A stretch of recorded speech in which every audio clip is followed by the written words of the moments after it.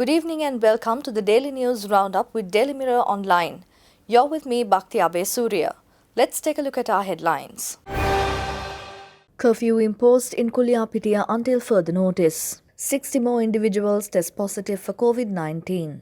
Rishad Badiuddin sent for quarantine. 86 quarantine curfew violators arrested in 24 hours. SJB requests PCR tests for all MPs prior to debate. Law tightened in 19 police areas in Gampaha and Negombo from today. Fort Police Inspector tests positive for COVID-19. Yoshitha Rajapaksa confirms that he has resigned from the Navy. Over 3,000 women arrested for excise offences completing 2020 third quarter. Underworld figure Makandure Madhu shot dead during crossfire. Now diving into those stories in detail. Police curfew had been imposed in Kuliapitiya, Narammala, Pannala, Giriulla and Dumalasuriya police areas with immediate effect until further notice to contain the spread of COVID-19. Public transport services are allowed to operate through the areas where curfew has been imposed. However, no vehicles are permitted to either pick up or drop passengers in the curfew-imposed areas. Meanwhile, those who are already outside the said areas would be permitted to return to their residencies. Students who are sitting for advanced level examinations are also permitted to travel. The Government Information Department informed that another 60 individuals tested positive for COVID-19, increasing the total number of COVID-19 patients in the Miduangoda cluster to 2,222.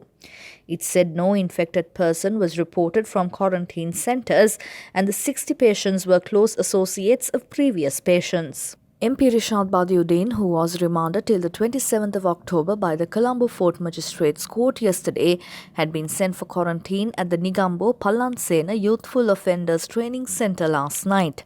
The MP was arrested by the CID from an apartment at Ebenezer Place, Dehiwala yesterday morning on charges of criminal misappropriation of public funds and violation of election laws in 2019.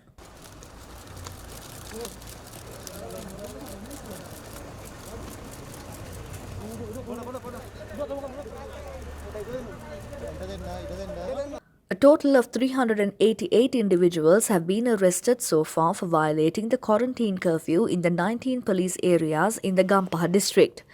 Police spokesman DIG Ajit Rohana informed that 86 persons were arrested during the past 24 hours for violating the quarantine curfew. Meanwhile, a total of 58 vehicles, including 40 motorcycles and 12 three-wheelers, were taken into custody for violating the quarantine curfew until this morning, he said. Expressing fear that Parliament could be the place for where the next COVID-19 cluster would emerge, the main opposition, Samagi Jana Balawegaya, yesterday stated that all MPs should be subjected to PCR tests before the debate on the proposed 20th Amendment takes place.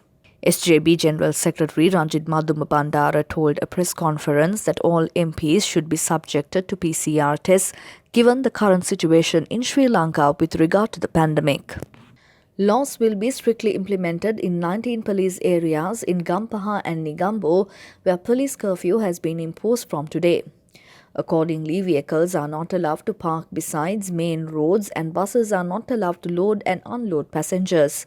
Speaking at a media briefing at the police headquarters today, DIG Rohana said these laws will be implemented in Gampaha, Yakkala and Nitambua police areas on the Kandy Colombo main road and Kadana, Sidua and Jala police areas on the Negombo main road. An inspector attached to the Western Province Special Investigation Unit of the Fort Police Station in Colombo tested positive for COVID-19. Accordingly, 11 other officers of the unit will be quarantined after being subjected to PCR tests. The officials informed that the IP had not reported to duty since the 14th of October as he was not well. However, he reportedly visited the police station on Monday. Yoshitha Rajapaksa, who last week assumed duties as Prime Minister Mahinda Rajapaksa's Chief of Staff yesterday, said that he had resigned from the Navy on the 10th of October after his resignation was accepted by the Ministry of Defence and he had taken on his new position on the request of the Prime Minister. Yoshitha Rajapaksa told Daily Mirror that he had made an application to resign from the Navy 8 months ago after serving for 14 years and his application was accepted on the 10th of October. Over 3,000 women had been rounded up for various related offences by the Department of Excise during its countrywide detections, completing the third quarter of this year with a total seizure of illicit goods worth up to 121 million rupees.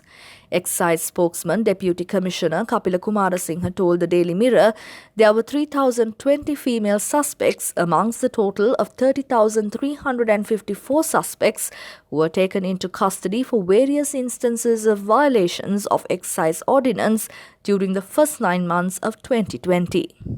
Notorious underworld drug kingpin Samarasinghe Arachige Madhush Lakshita alias Makandure Madhush was shot dead in a crossfire between police and other suspected underworld figures at Maligawatta housing complex. Police spokesman DIG Ajit Rohana informed that the officers of the Colombo Crimes Division had taken Madhush to an apartment at the housing complex to recover a stock of hidden heroin. DIG Rohana stated that a group of unidentified men suspected to be underworld figures had reportedly opened fire at the police.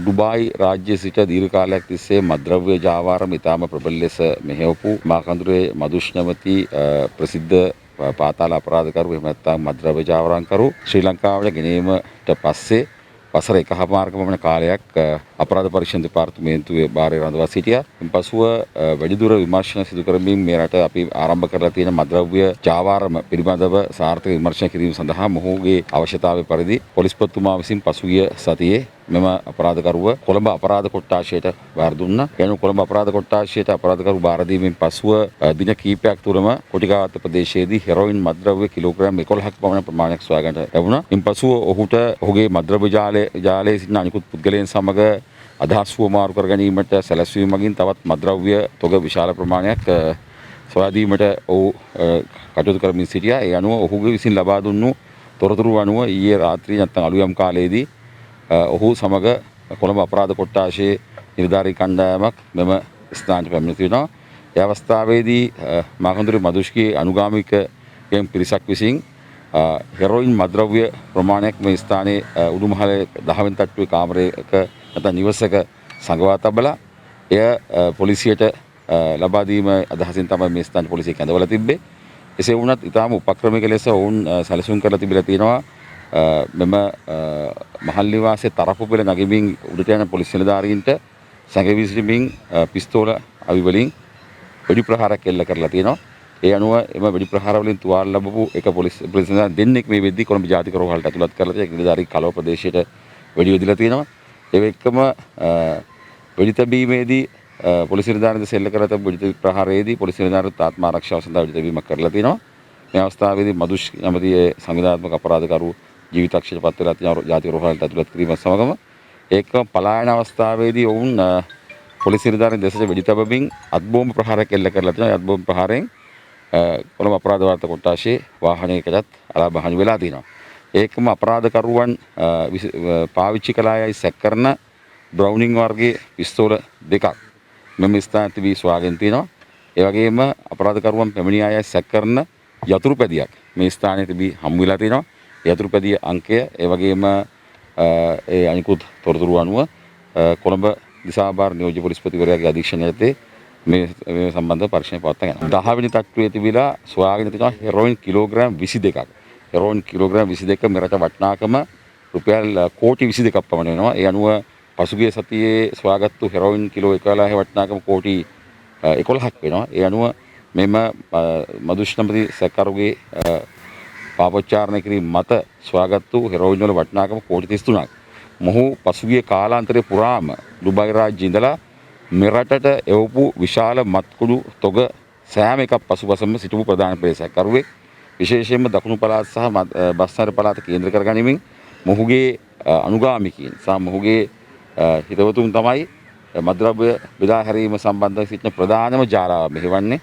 ඒ නිසා මොහු අතවශ්‍යයෙන්ම ඉතාම සූක්ෂම ලෙස දුර්ගතන මාර්ගයෙන් එහෙම නැත්නම් වෙනස් සංනිවේදනය ක්‍රම මාර්ගයෙන් මද්‍රව්‍ය ජාවාරම මේ වන විටත් ඔහුගේ අතේ තබාගෙන සිට බව මේ අද සිද්ධියත් ඒ වගේම කොටිකාවත් සිද්ධියත් අනුව සොයාගෙන තියෙන මද්‍රව්‍ය තොගවලින් පෙනී යනවා. මොහු පසුගිය කාලේ මුළුල්ලේම ඔහු අපරාධ පරීක්ෂණ දෙපාර්තමේන්තුව භාරයේ සිටියත් ඔහුගේ මද්‍රව්‍ය ජාලය අඛණ්ඩවම ක්‍රියාත්මක වෙලා තියෙන බව.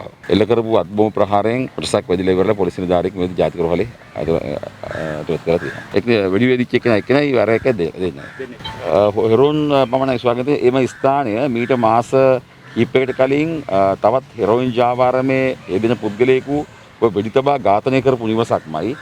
කංචිපාන ඉම්ප්‍රාන් නැමැති මේ ප්‍රදේශය තුල පදනම් වෙලා තියෙන ප්‍රධානම පෙළේ මද්‍රව්‍ය ජාවාරම්කරුවාගේ ප්‍රධානම මද්‍රව්‍ය ජාවාරම් කරන තිප්පොළ ලෙස තමයි මේ ස්ථානය අඳුරගෙන තියෙන්නේ. කංචිපාන ඉම්රාන් මේ තිරේ පිටුපස්සේ ඉන්නවා. ඔහු කොළඹ අපරාධ කොට්ටාශ නිලධාරීන්ට මද්‍රව්‍ය ලබා දීම සඳහා සූක්ෂමව සැලසුම් කරලා තමයි ඔහු මේ ස්ථානට ඔවුන්ව කැඳවගෙන තියෙන්නේ. For further details on the stories, visit our website www.dailymirror.lk. Thank you for tuning in. I'm Bhakti Abe Surya, and this is the Daily News Roundup.